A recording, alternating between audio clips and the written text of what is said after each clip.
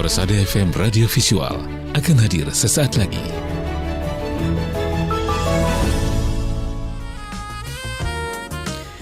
Selamat pagi, Assalamualaikum warahmatullahi wabarakatuh. Radio kesayangan Anda, Persada FM, pilihan pas kita dan keluarga. Siarkan kebenaran, tebarkan kasih sayang. Pendengar dimanapun Anda berada, kabar sehat ya. Tentunya awal pekan yang penuh semangat dan di tempat Anda masing-masing dengan kegiatan yang super padat ya. Mudah-mudahan semuanya berjalan lancar hari ini dan mudah-mudahan berjalan dengan baik sesuai dengan harapan kita, sesuai ekspektasi kita.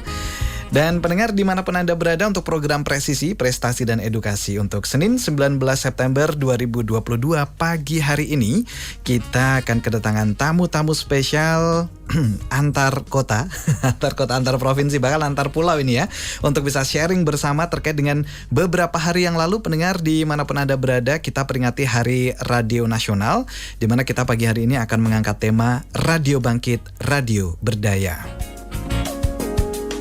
Selamat pagi untuk yang ada di Indonesia bagian Barat dan selamat agak siang ya ini ya di Indonesia bagian Tengah, dan juga sudah pukul 11 ini untuk Indonesia bagian Timur di 10 radio jaringan kita yang sedang menyiarkan bersama untuk program kita. Dan langsung saja kita akan hadirkan tamu-tamu spesial kita. Pertama ada Pak Agung Supriyo dari Ketua KPI Pusat, kemudian Pak Dedi Malik dari Ketua KPID Kalimantan Barat. Berikut Bapak Roni dari KPID Jawa Barat. Kita sapa dulu. Selamat pagi, salam sehat Bapak. Salam sehat, selamat pagi. Selamat pagi, salam sehat. Baik, Assalamualaikum warahmatullahi wabarakatuh. Sehat-sehat semuanya ya. Waalaikumsalam. Wah, ini terima kasih menyempatkan waktu untuk bisa sharing di peringatan Hari Radio, meskipun beberapa hari lalu ya Pak ya. Kita kalau ngepaskan harinya kayaknya pada sibuk masing-masing gitu ya. Dan matur nuwun kalau bahasa Jawanya ya. Terima kasih untuk waktu yang sudah diberikan di kesempatan pagi hari ini. Dan mungkin ke Pak Agung dulu sebelum nanti kita ke Pak Dedi dan juga Pak Roni ya. Pak Agung, gimana ini pekan-pekan ini terkait dengan Hari Radio Nasional, mungkin kesibukan tertentu di KPI Pusat, monggo Pak. Ya, sebetulnya Hari Radio ini diperingati juga oleh KPI bersama lembaga penyiaran, khususnya radio. Ya. Nah, saya sendiri menjadi salah satu juri di radio publik ya. Ya. Radio Republik Indonesia yang dikaitkan dengan Hari Radio Nasional atau Hari Radio Sedunia. Ya. Kemudian saya juga hadir di RRI dan ini disiarkan juga secara streaming oleh pihak RRI, dan pendengarnya itu bukan hanya orang Indonesia tetapi juga orang luar negeri, khususnya adalah orang Indonesia yang berada di luar negeri. Ya, diaspora ya Pak ya? Ya, diaspora, dan ini cukup menarik. Kenapa? Karena ternyata radio itu banyak pendengarnya. Terbukti dari adanya tanya jawab ya antara kita dengan pihak pendengar radio, begitu pula yang bertanya secara online ya atau pihak streaming. Dan ini saya kira kalau melihat dari konteks ini, maka radio sebetulnya masih punya prospek ke depannya. Baik. Dan harus punya nih ya Pak Agung ya. Iya, harus punya. Karena bagaimanapun kita yang menentukan sendiri ya mau dibawa kemana ini gitu ya. Karena perkembangan zaman yang diidentikan dengan perkembangan teknologi, bukan, kita menganggapnya bukan lagi suatu hambatan ya. Umpamanya hambatan itu, wah nanti iklan kita tergerus. Ya memang awalnya itu adalah hambatan. Ya ini proses disrupsi kan itu. Betul. Tetapi kesananya itu saya melihat ini sebagai suatu peluang. Tantangan juga ya Pak ya. Jadi ya saya berharap radio memanfaatkan teknologi ini untuk berkompetisi dan kemudian menghasilkan income. Ini tentunya untuk radio yang swasta. Baik. Jadi pada kesempatan pagi hari ini pun kita nggak sekadar didengarkan ya Pak ya, kita bisa disaksikan sekarang. Iya. Ini bagus banget ini, luar biasa. Baik. Jadi mudah-mudahan kita, apalagi kedatangan Pak Agung, Pak Dedi, Pak Roni, mudah-mudahan memberi semangat baru juga untuk insan radio di seluruh Indonesia yang saat ini sedang menyimak begitu. Terima kasih Pak Agung. Kemudian kita beralih ke Pak Dedi dulu nih. Pak Dedi, ini kalau nyebutnya kita Bro Dedi ya. Siap, Bro. Beliau tuh luar biasa semangatnya. Udah sarapan belum tadi Pak Dedi? Sudah, makanya semangat. Sarapannya apa Pak? Kalau dari sana Pak, dari Kalbar Pak. Oke, baik. Pertama kaitannya dengan Hari Radio. Oh ya, baik. Kemarin memang ada kegiatan di RRI khususnya. Siap. Nah, kami dari KPID malah ada ikut dalam 2 kegiatan. Yang pertama apa itu? Dialog interaktif.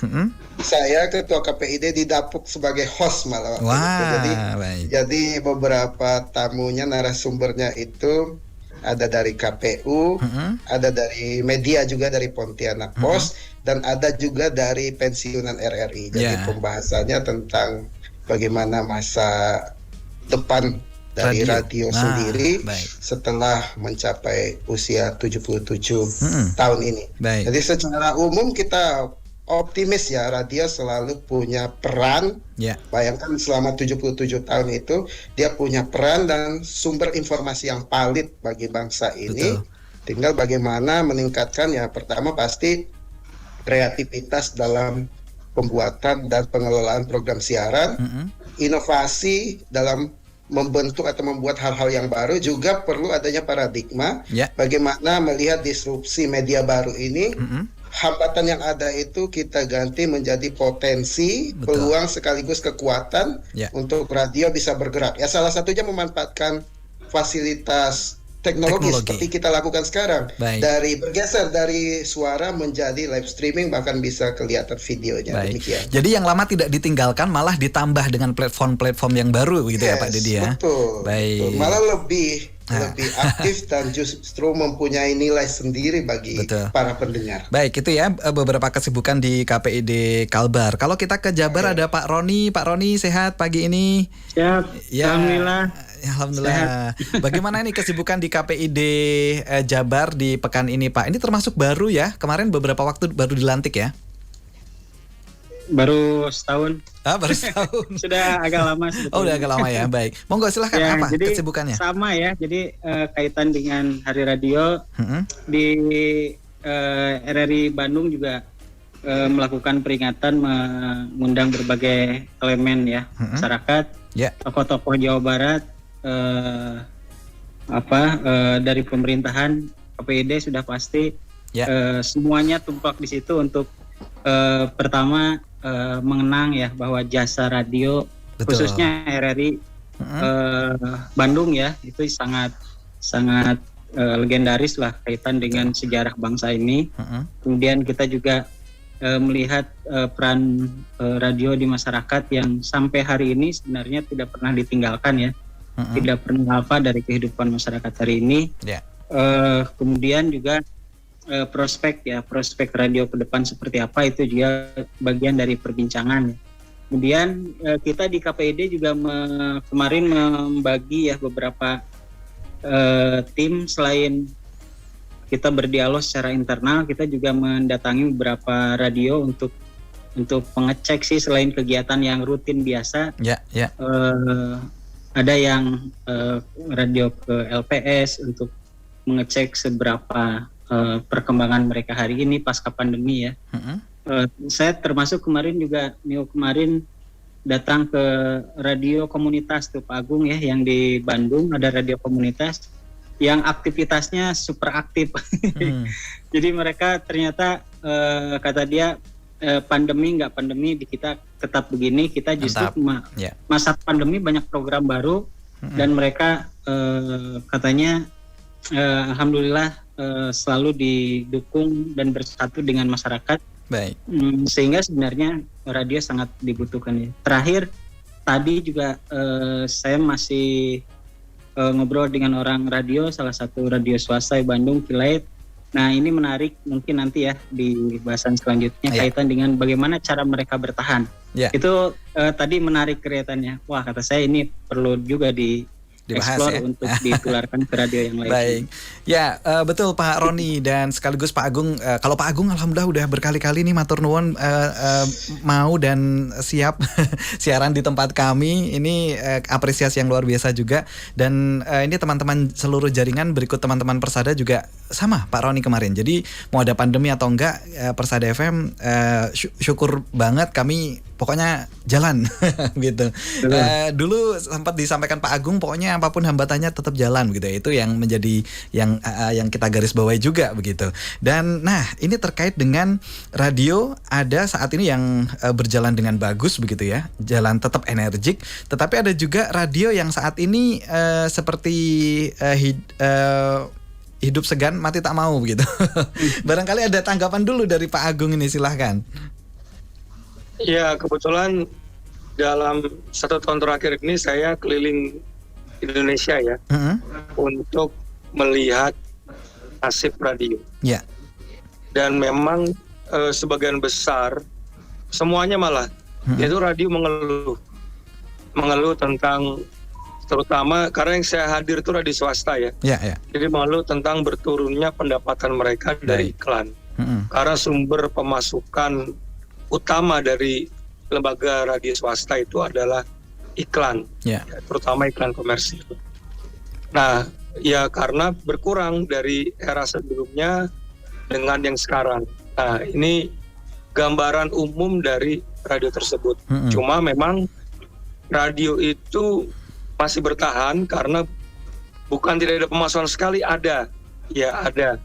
Umpamanya kerjasama dengan pemerintah daerah, baik di tingkat kota maupun di tingkat kabupaten ataupun provinsi.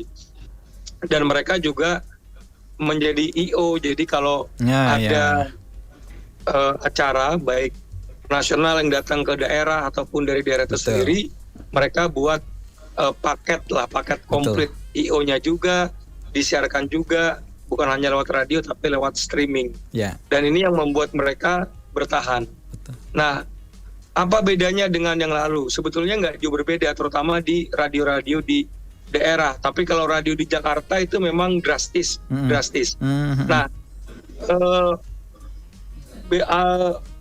sebetulnya nggak jauh beda. Begini, yang pertama memang para pengiklan yang bukan di Nielsen ya, yang bukan di kota Nielsen ini tidak memasang iklan berdasarkan survei Nielsen. Bukan di daerah kota Nielsen. Bahkan di kota Nielsen pun ini juga ada banyak kritik dari pemilik radio. Ya, jadi misal begini, kalau televisi itu kan surveinya itu real time. Jadi mereka menonton TV, itulah yang kemudian terekam di dalam mesinnya Nielsen. Jadi hari ini jam sekian orang menonton tayangan ini. Jenis kelaminnya ini, umurnya sekian, tingkat pendapatan sekian. Nah, itu yang saya maksud dengan real time. Pada jam segini. Dan itu menjadi acuan dari pihak pengiklan. Sementara kalau radio itu adalah top of mind. Jadi begini bedanya. Kalau radio itu nggak real time. Jadi saya bertanya umpamanya ke Mas Dedi, Ketua KPD Kalbar. Mas, yang didengar radio apa? Nah, dia inget tuh, radio ini gitu. Jadi nggak real time. Nah, jadi ini sebetulnya nggak presisi dan menjadi keluhan pengiklan maupun ya konsumen. Nah, sekarang ini pengiklan saya lihat sudah cerdas ya. Jadi tidak lagi kemudian semata-mata Nielsen di kota Nielsen, tapi juga menggunakan acuan lain untuk beriklan. Nah, ini yang saya lihat. Tapi di daerah itu, terutama yang bukan kota Nielsen, ini nggak menjadi acuan sama sekali dari pihak pengiklan. Nah, lalu saya melihat gini, ada beberapa perubahan memang di beberapa radio yang saya temui, terutama dari hal style atau gaya. Nah, ini menarik, Mas. Kenapa? Karena mereka ternyata membaca demografi penduduk. Nah, ini demografi penduduk, jadi gini, secara umum, Mas, kalau kita melihat data BPS itu kan survei setiap 10 tahun sekali. 10 tahun sekali, ya, betul. Untuk melihat perubahan dan tren. Jadi 10 tahun ke depan tuh tren bisa dilihat. Nah, survei terakhir di 2020. Di 2020 nanti 2030 mulai survei kembali. Dan di 2020 ini udah bisa dilihat tren ke depan seperti apa. Nah, di 2020 itu mayoritas masyarakat kita itu kaum muda. Nah, secara detail saya gambarkan begini. Generasi Z yang hidup, yang lahir setelah tahun 2000 sampai sekarang. Ya, kayak misalnya Citayam Fashion Week misalnya begitu ya. Itu populasinya jumlahnya 27%. Kemudian generasi milenial ini lebih senior dikit dari generasi Z yang lahir tahun 90 sampai 2000 itu 25%. Nah, jadi kalau kita gabung ini mayoritas populasi itu 52% itu udah jadi mayoritas, Mas. 52%. Nah, kemudian angka kematian per tahun itu 2 juta orang. Kurang lebih lah, hampir 2 juta. Angka kelahiran hampir 1 juta per tahun. Ya. Nah, jadi kita udah bisa lihat nih tren 10 tahun ke depan. Baik. Orang yang kalau tren ke depan 10 tahun itu 20 juta orang itu akan meninggal kalau kita melihat hasil dari survei BPS ini. Kemudian yang lahir itu 10 juta orang. Nah, ini kalau dilihat dari tren ini pada umumnya generasi mayoritas bangsa ini adalah generasi milenial. Nah, ini gambaran umum ya, artinya kalau radio-radio di daerah ini bisa melihat situs BPS. Kalau di daerah saya seperti apa ya demografinya ya? Nah, secara umum hampir sama sebetulnya. Ya, nah ini kemudian saya lihat di beberapa radio yang saya temui itu merubah style, merubah gaya dan juga merubah format. Betul. Nah, kenapa? Karena biar relevan dengan bonus demografi ini, termasuk juga pengiklan. Jadi ketika mereka datang ke pengiklan ya, itu mereka menggambarkan bonus demografi ini. Nah, ini saya kira cukup menarik, Mas. Jadi bahkan iklan itu juga dikemas dengan gaya-gaya sekarang ya. Nah, ini yang saya lihat memang hal yang baru yang saya temui. Jadi pertama memang mereka akui mereka punya hambatan, terutama yang di kota Nielsen. Tetapi yang bukan di kota Nielsen mereka lihat sama saja toh. Selama ini mereka juga nggak bergantung dari Nielsen. Yang kedua, mereka buat paket komplit menjadi IO dan lain sebagainya. Yang ketiga, mereka mengubah format karena melihat dari bonus demografi atau cerminan dari demografi penduduk yang 10 tahun ke depan itu relatif hampir sama, bahkan malah menjadi semakin dominan generasi mudanya. Saya lihat begitu dan tidak mati ternyata. Jadi betul.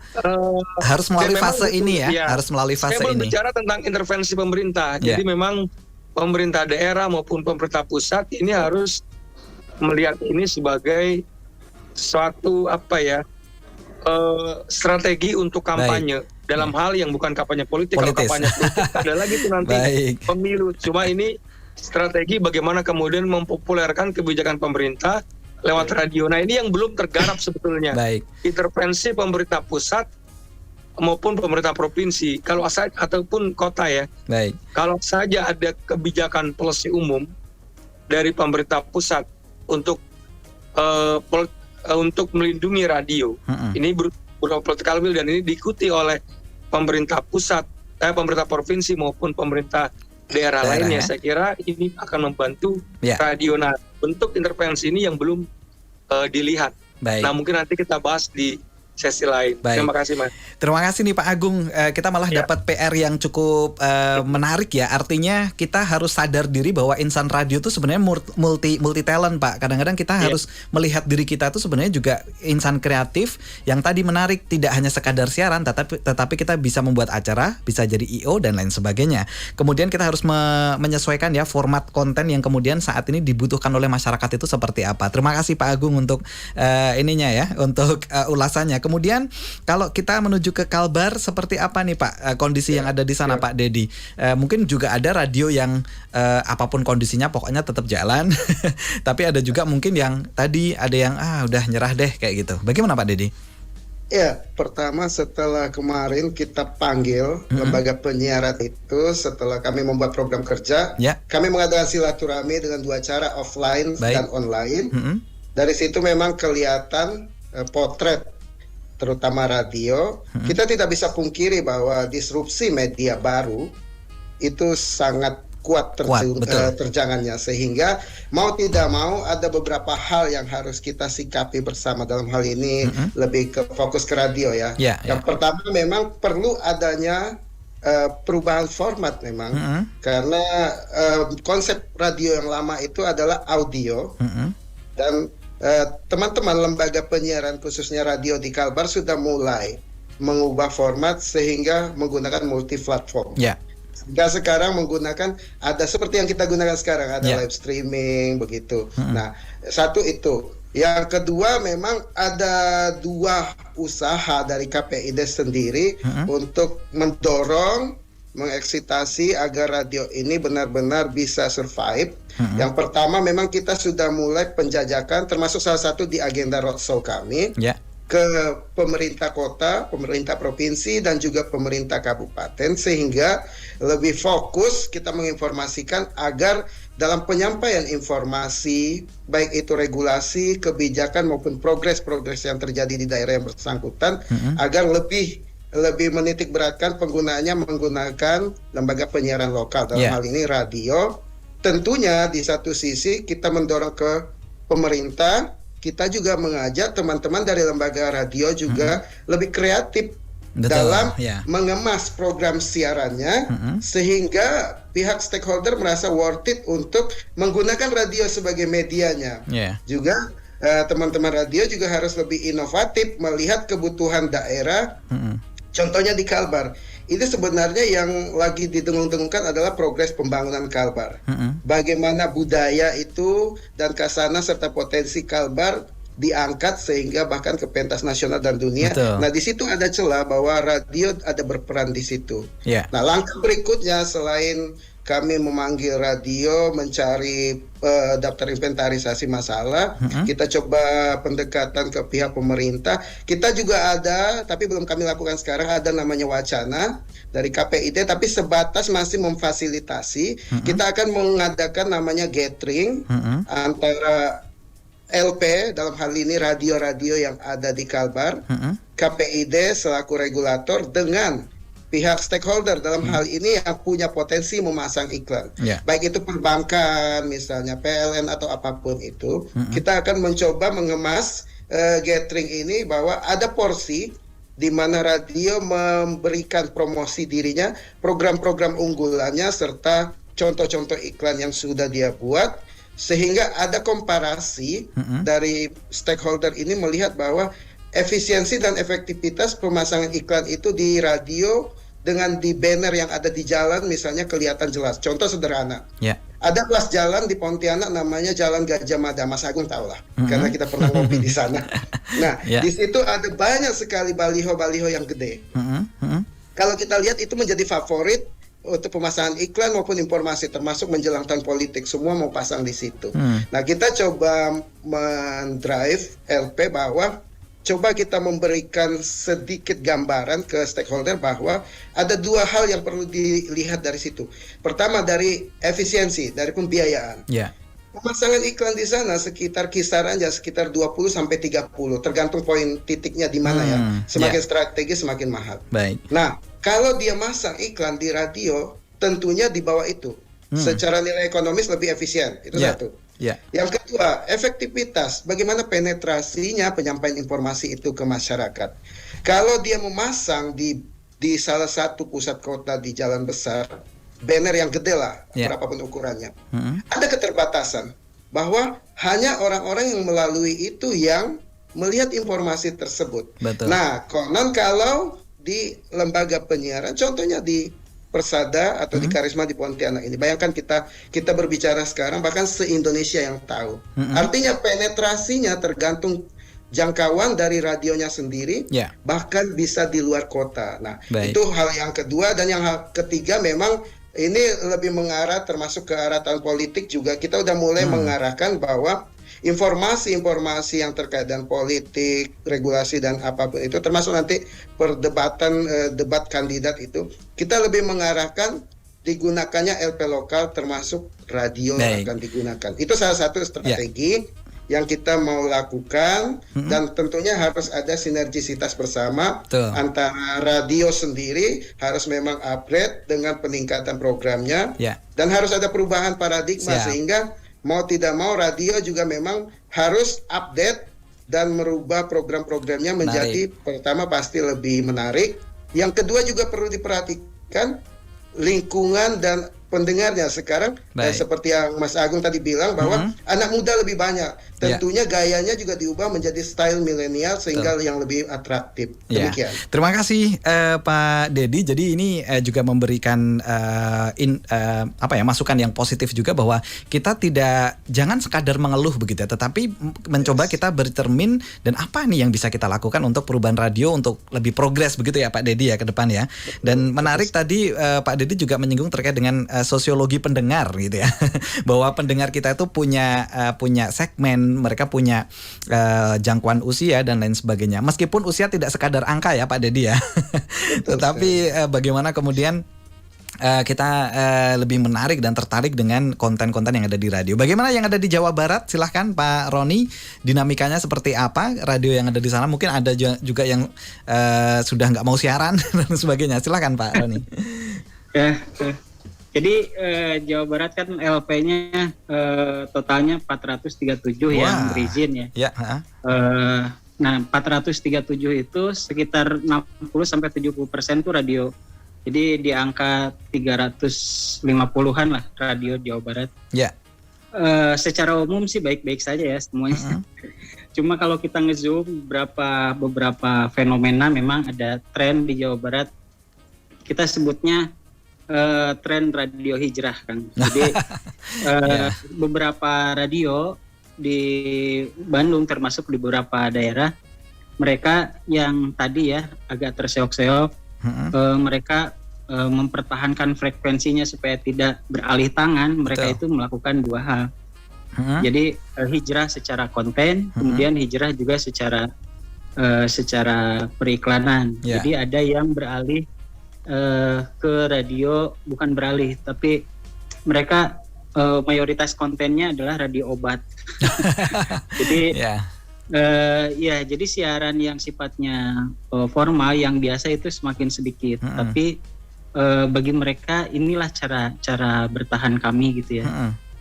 Walaupun konten obatnya sendiri kita selalu pantau karena kita udah MOU sama BPOM ya. Itu terjadi di beberapa daerah biasanya kalau yang obat. Nah, yang kedua ini fenomena hijrah format ke religi. Nah, jadi yang ke religi ini kita lihat bagaimana model bisnisnya itu memang agak unik karena bagi mereka tidak lagi menjadi sarana bisnis buat mereka. Jadi radio adalah ladang dakwah. Ladang dakwah itu mereka tidak mencari keuntungan materi, termasuk juga bagaimana cara menghidupi radionya. Mereka kan modelnya infak dari komunitas ya, dari komunitasnya ya. Baik. Sampai kemarin ada radio yang kita datangi di salah satu di daerah Purwakarta. Mereka sampai bikin gedung 3 lantai juga ini katanya dari pendengar kami katanya.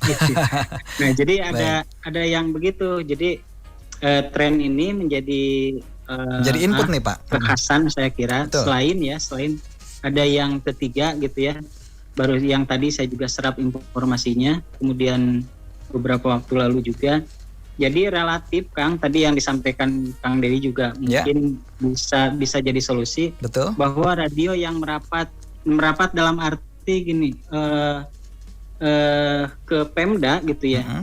Itu mereka relatif aman gitu ya. Bukan berarti mereka jadi plat merah, enggak. Cuma mereka menjadi sarana sosialisasi kegiatan program dari pemerintah daerah, termasuk juga lembaga BUMD dan termasuk lembaga-lembaga pendidikan dan lain sebagainya.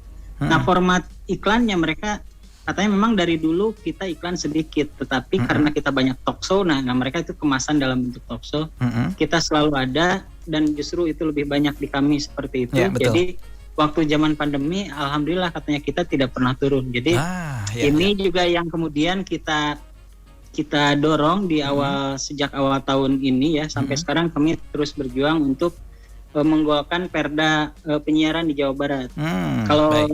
Kalau secara komitmen Kang Emil itu gubernur sudah sangat kuat bagaimana supaya pemda-pemda itu termasuk kota kabupaten, dinas-dinas melakukan sosialisasinya di radio masing-masing gitu ya, yang dekat di situ. Baik. Nah, kemudian Kang Emil juga pernah menyampaikan belanja iklan untuk penyiaran adalah bela negara gitu ya.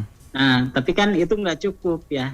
Kita ingin juga yang tertulisnya dan itu yang relatif mengikat. Maka kita dorong perda penyiaran sampai sekarang kami terus Komisi 1 sudah sepakat dan ini masih proses. Mudah-mudahan kalau ada perda lebih mengikat lagi dan lebih mengetuk gitu ya pemda-pemda di termasuk kota kabupaten supaya mereka jangan kemana-mana kalau sosialisasi ya sudah ke radio tapi juga yang berizin. Nah ini juga konteksnya gini, kayak sekarang mau pemilu nih, dulu banyak keluhan ketika pemilu KPU itu banyak sosialisasi di radio tapi tidak berizin. Nah kami sekarang sudah mendata dan data yang berizin itu kami serahkan ke KPU. Kalau misalkan nanti se-Jawa Barat di KPU kota kabupaten Jabar yang sosialisasi jangan keluar dari LP yang berizin gitu. Karena memang dulu kasusnya banyak yang begitu. Jadi muncul kecemburuan gitu ya dari yang berizin. Seperti itu. Baik. Ya, terima kasih Kang Roni sudah memberikan informasi yang cukup menarik sekaligus input juga kepada kita semuanya bahwa Pak Agung, Pak Dedi dan Kang Roni tadi sempat menyampaikan pentingnya komunitas untuk kemudian kita bonding juga, pendengar kita bonding juga. Apa sih yang mereka mau, apa yang mereka inginkan, dan the power of community, kekuatan dari komunitas itu ternyata memang luar biasa ya untuk mendukung sebuah adanya penyiaran begitu. Tanggapan Pak Agung gimana nih Pak? Peran kita lembaga penyiaran untuk membonding pendengar bahwa mereka tuh keluarga besar kita loh begitu. Gimana Pak Agung? Ya, ini ada dua contoh ya. Yang pertama radio di Bali. Radio di Bali ini kebetulan dia memenangkan anugerah penyiaran anak. Oh ya. Ya, namanya Nusa Giri kalau saya tidak salah. Kebetulan saya itu sempat datang juga setelah dia menang gitu ya. Setahun kemudian saya hadir untuk bertemu langsung dengan pemilik radio dan aktivitas di radio tersebut. Nah, ini radio anak, dia di Singaraja atau Buleleng ya, pokoknya di puncak dia radio itu, di puncak. Nah, Nuansa Giri nama radionya itu. Baik. Nah, lalu pemiliknya ini seorang ibu dan kebetulan pernah bekerja di RRI, jadi mereka pengalaman secara manajemen untuk mengelola sebuah radio swasta. Nah, menariknya adalah mereka adakan pertemuan dengan anak dan orang tua itu sebulan 2 kali. Dan itu penuh yang hadir, sebulan 2 kali. Jadi itu yang datang dari wilayah siaran radio tersebut ya. Dan itu saya surprise banget karena yang datang itu luar biasa. Bahkan ketika mereka datang itu juga ada pihak sponsor dari pihak iklan produk udah majang di sana. Jadi radio ini hidup ya tadi dengan kemudian melakukan pengelolaan terhadap konstituennya. Pendengarnya. Konstituennya itu anak. Nah, anak itu kan tidak berdiri sendiri. Ada orang tua. Ada ibu minimal gitu ataupun orang tua. Betul. Ya, jadi ketika mereka sebulan 2 kali itu memanggil anaknya itu pasti orang tuanya ikut. Nah, iklan-iklan itu seputar anak dan juga perempuan. Jadi bukan hanya susu tapi juga kosmetik misalnya karena ada anak ibunya. itu kan yang didampingi oleh orang tua, terutama ibu ya. Dan kontennya itu konten tradisional Mas. Tapi dibawakan dengan tadi khas milenial. Umpamanya ya ada cerita tradisional. Ya, folklore ya. Saya sendiri ketemu sama pihak penuturnya itu yang di radio. Jadi, nah ini hal yang menarik ya. Dari radio Nuansa Giri di Bali. Ya. Yang kedua, saya suka bandingkan dengan radio-radio internasional, Mas. Iya, iya. Misalnya radio di Amerika. Ya, radio di Amerika. Saya tuh suka dengar lewat itu kan ada aplikasi ya. Ya, ada. Radio Amerika, tinggal saya download aplikasinya, nah saya bisa dengar tuh via streaming live. Iya, iya. Dan iklannya tuh banyak. Apa sih yang mereka lakukan? Dan ini menarik. Jadi ini radio di California, di California. Jadi mereka itu siaran live tentang hal yang terjadi di komunitasnya di wilayah yang siaran di California. Iya, iya. Betul-betul mendekat kepada warga California lah. Jadi kalau misalnya ada kebakaran, mereka liput, dan itu meliputnya itu bukan hanya sekedar tapi ada kebakaran, tapi betul-betul ditanya warga, ditanya tukang jualan di situ. Ada kasus penembakan gitu. Jadi saya sendiri yang di Indonesia mendengar itu sangat tertarik, apalagi kemudian orang sana begitu ya, yang tinggal di California. Nah, itu iklannya juga sangat luar biasa. Jadi bagaimana kemudian ini eksis banget ya. Betul. Bagaimana kemudian bagaimana kemudian selalu menyatu ya, Pak ya. Jadi ya saya kira radio itu nggak bisa ya. Intinya tuh mengabaikan pendengarnya. Betul. Diabai gitu, udahlah yang penting gue siaran aja, pasti mereka butuh kita. Nggak seperti itu, zamannya udah berubah. Jadi kompetisi dulu nggak ada hal seperti itu karena nggak ada kompetitornya. Sekarang kompetisi semakin tinggi, sengit, semakin tinggi, maka harus ada down to earth. Betul, Pak. Iya. Mengambil konstituen, mengambil pendengarnya, mengikat mereka agar mereka loyal kepada radio. Betul, Dan Pak. ini butuh kreativitas, butuh usaha yang keras, tapi saya yakin hasilnya akan nomor satu. Menarik Pak Agung. Jadi bagaimana to be humble, menggandeng, membonding pendengar kita bahwa mereka adalah bagian dari keluarga kita, dan kita mendengarkan apa yang ingin mereka butuhkan, begitu Pak ya. Konten apa yang mereka butuhkan. Ini kelihatannya semuanya sepakat. Saya beralih ke Pak Dedi dengan pertanyaan yang lain saja. Ini terkait dengan Pak Dedi yang super anak muda banget gitu ya. Bagaimana Pak Dedi memandang kekuatan anak muda atau yang berjiwa muda menghidup-hidupkan sebuah konten, menghidup-hidupkan sebuah media, yakni radio, untuk berperan penuh Pak dalam perkembangan radio yang progresif, begitu Pak? Oke, baik. Yang jelas kita semua sepakat bahwa peran generasi muda itu sangat vital ya, sangat penting. Artinya dalam semua aspek, bukan hanya dalam radio. Jadi kelihatan bahwa sekarang seperti tadi bonus demografi itu, bahwa memang peningkatan dari fungsi peran anak muda itu lebih maksimal. Nah, kaitannya dengan radio, teman-teman dari LP, dalam hal ini radio, tentunya melihat bahwa kaula muda ini merupakan salah satu aset pendengar yang terbesar di masa now, kan seperti itu.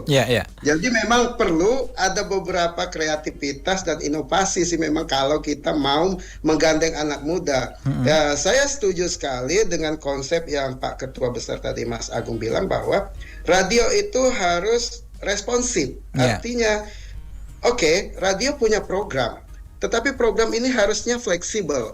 Artinya melihat kondisi yang ada di seputarannya, melihat pendengarnya, melihat keinginan dan antusias dari pendengarnya. Nah, kaitannya dengan generasi muda itu ada beberapa hal yang sebenarnya sangat menarik. Tentunya kalau kita lihat secara tematik, misalnya hal-hal yang sifatnya memotivasi, itu pasti sangat diminati oleh kaum muda. Bisa dari sisi ipteknya, bisa dari sisi kreativitas yang ada wacana-wacana tertentu yang bisa digagaskan melalui program unggulan. Jadi kita berharap lembaga penyiaran, dalam hal ini radio, mempunyai salah satu konsep program siaran yang memotivasi, tapi kaitannya dengan domain anak muda. Misalnya anak muda tertentu ada penerapan aplikasi tertentu atau ada prestasi tertentu yang sifatnya tepat guna dan bisa bermanfaat bagi masyarakat itu diangkat, sehingga itu menarik. Betul. Orang-orang muda mulai melihat, oh iya ya, apa yang membuat dia jadi terikat? Tentunya ada sesuatu yang menarik.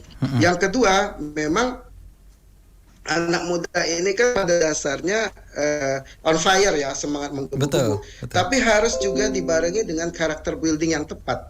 Nah, ini sangat baik kalau radio, lembaga penyiaran radio dalam hal ini mengemas karakter building ini dengan konsep style yang milenial. Jadi konsepnya bisa diskusi, konsepnya bisa on the spot di tempat-tempat yang gaul, tapi ada tematik-tematik yang diangkat itu sifatnya mengena ke kaum muda. Misalnya peran kaum muda misalnya menghadapi hoax. Itu kan salah satu tema-tema yang menarik, bisa dikemas dan dikondisikan dengan berbagai narasumber, tapi juga menarik minat kaum muda, bagaimana mereka berperan, juga berpartisipasi. Mereka bukan cuma penerima, tetapi mereka juga yang bisa mengendalikan hal-hal tersebut.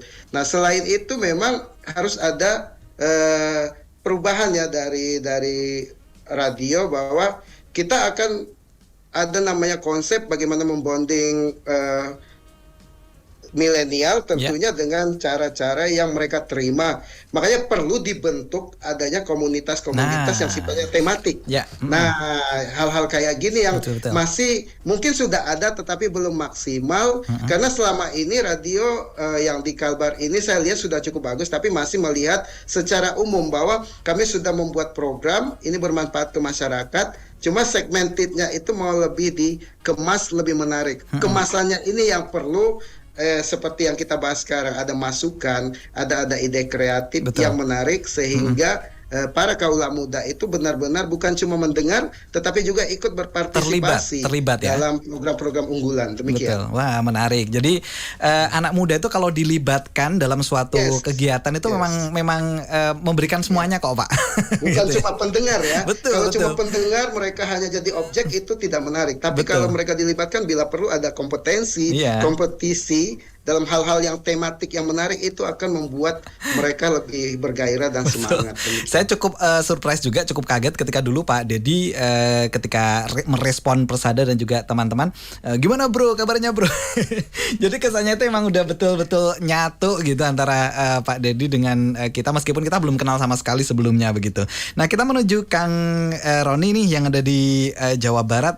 Biasanya konten lokal unggulan seperti apa Kang yang kemudian diminati oleh masyarakat sehingga mereka mau nih dengerin radio yang ada di Jawa Barat dan sekitarnya gitu Pak Kang Roni?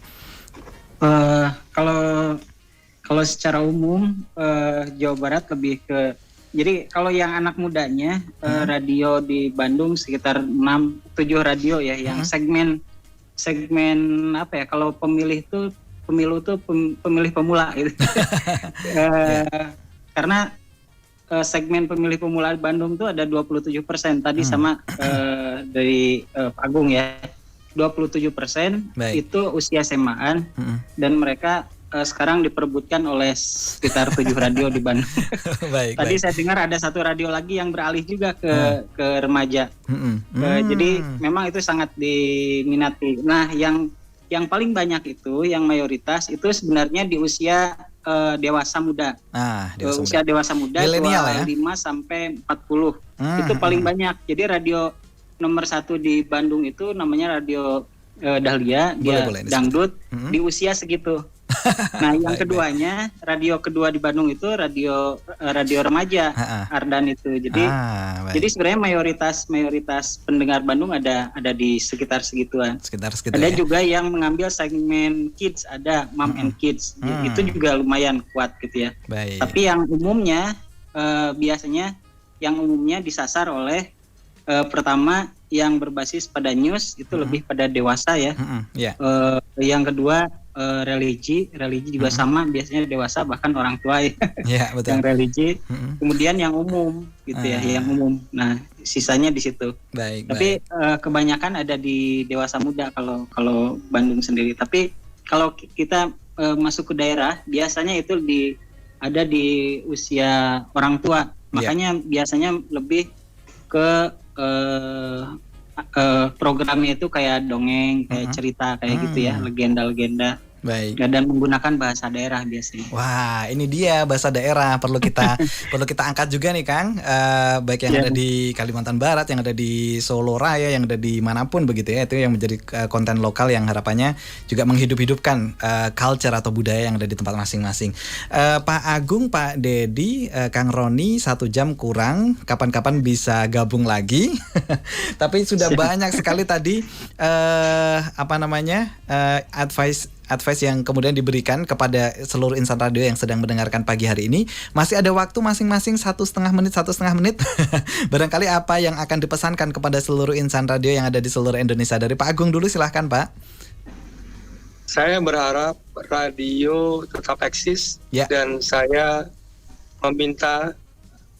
memohon ya kepada teman-teman yang sedang bekerja di radio, baik pemilik radio maupun mereka yang bekerja di radio, untuk menatap optimis ke depan. Jangan melihat perkembangan teknologi sebagai satu hambatan, tapi lihatlah itu sebagai suatu peluang. Saya yakin radio akan tetap eksis sepanjang hayat. Nah, mantap. Terima kasih Pak Agung. Kemudian dari Pak Dedi bagaimana ini? Silahkan. Baik, terima kasih. Radio pada umumnya kita tahu bahwa merupakan sarana yang vital sekali dan sumber validasi informasi bagi masyarakat Indonesia. Jadi itu menjadi guidance kita, insan penyiaran khususnya radio. Artinya walaupun ada tantangan, disrupsi dari media baru ini, selalu kita berpikir pertama selalu optimis, semangat, dan melihat tantangan itulah yang kita ubah menjadi peluang dan potensi kekuatan, tentunya dengan 2 kata kunci, kreativitas dan inovasi.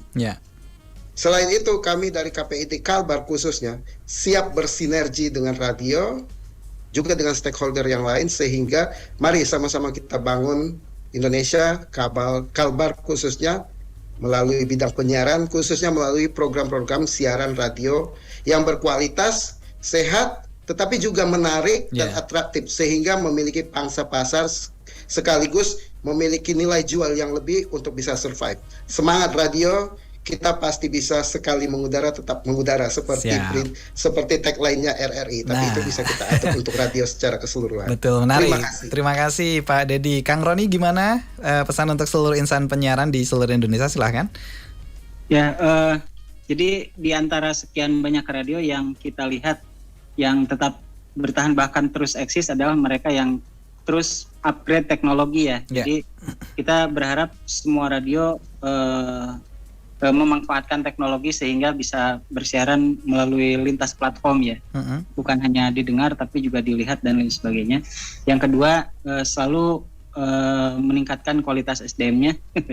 Yang ketiga, kaitan dengan tadi ya, engagement dengan masyarakat.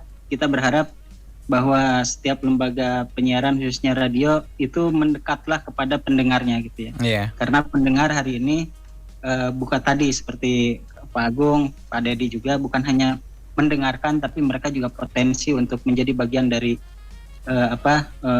konten media itu sendiri. Yang ketiga, kita sangat berharap kepada Pemda ya dimanapun berada supaya berkolaborasi lah dengan radio yang ada di daerahnya masing-masing. Dalam rangka saling membantu ya, radio membantu masyarakat, membantu pemerintah juga saling membantu lembaga sinergis ya. Terima kasih. Baik, terima kasih Pak Agung, terima kasih Pak Dedi, terima kasih Kang Roni, terima kasih. Mudah-mudahan tidak bosan kami repoti terus. Pokoknya kami juga siap untuk bersinergi di radio masing-masing di seluruh daerah yang ada di Indonesia. Terima kasih sekali lagi Pak Agung, Pak Dedi, dan Kang Roni sudah bergabung untuk program Presisi. Selamat melanjutkan kegiatan masing-masing Pak. Matur suwun. Assalamualaikum warahmatullahi wabarakatuh. Waalaikumsalam. Waalaikumsalam warahmatullahi. Ya, salam sehat. Baik, terima kasih Pak Agung, Pak Dedi, dan juga Kang Roni sudah bergabung bersama. Baik, pendengar dimanapun Anda berada, banyak sekali input yang sudah kita dapatkan ya. banyak sekali input yang sudah kita dapatkan di Presisi, Prestasi dan Edukasi untuk kesempatan pagi hari ini bersama tamu-tamu spesial kita, Pak Agung Suprio dari Ketua KPI Pusat, kemudian Pak Dedi dari KPID Kalbar, dan juga Kang Roni ya dari KPID Jawa Barat. Insya Allah banyak hal yang sudah kita dapatkan dan harus bergerak saat ini juga agar radio tidak regres, malah jauh lebih progres. Mudah-mudahan banyak input yang sudah kita dapatkan pendengar. Terima kasih untuk kebersamaan Anda pendengar. Kebaikan tidak sama dengan kejahatan, tolaklah kejahatan dengan cara yang lebih baik. Selamat pagi, Assalamualaikum warahmatullahi wabarakatuh.